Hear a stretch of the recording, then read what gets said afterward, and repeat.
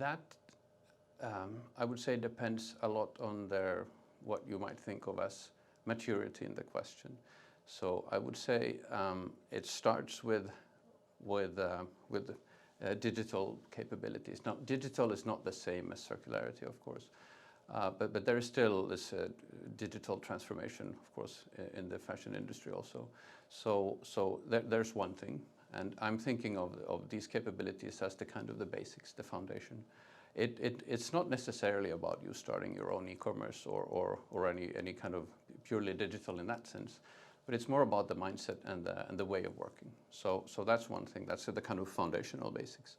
Then what typically brands are doing is exploring some ways of having a closer ongoing relationship with their end customers or their customers, with the users of their products. And one typical form it might take is direct to consumer.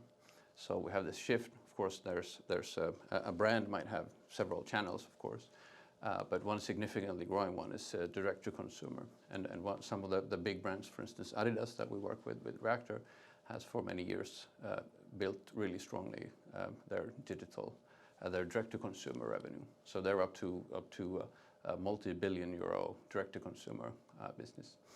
But as I see it, the big shift is that with a shift from relying on channels or retail partners to actually engaging with users directly is one kind of step on the way towards an ongoing relationship.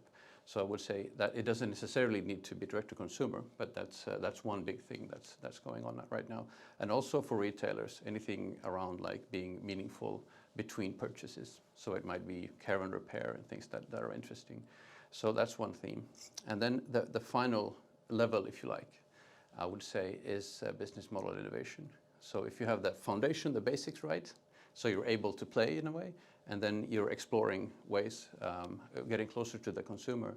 And then where I see the really progressive companies are innovating is around business models. So it might be around different ways of provisioning as a subscription or rentals or some other way.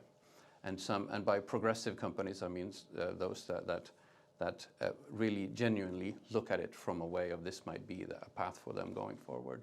And there are many progressive companies that are really far in this. So it should be noted that it's not like a new thing. There are companies like Swedish Houdini Sportswear, for instance, who have had a rental model for 10 years. So I would say like roughly, depending on where you are on this big transition or path, that kind of tells what people or companies tend to be focusing on right now.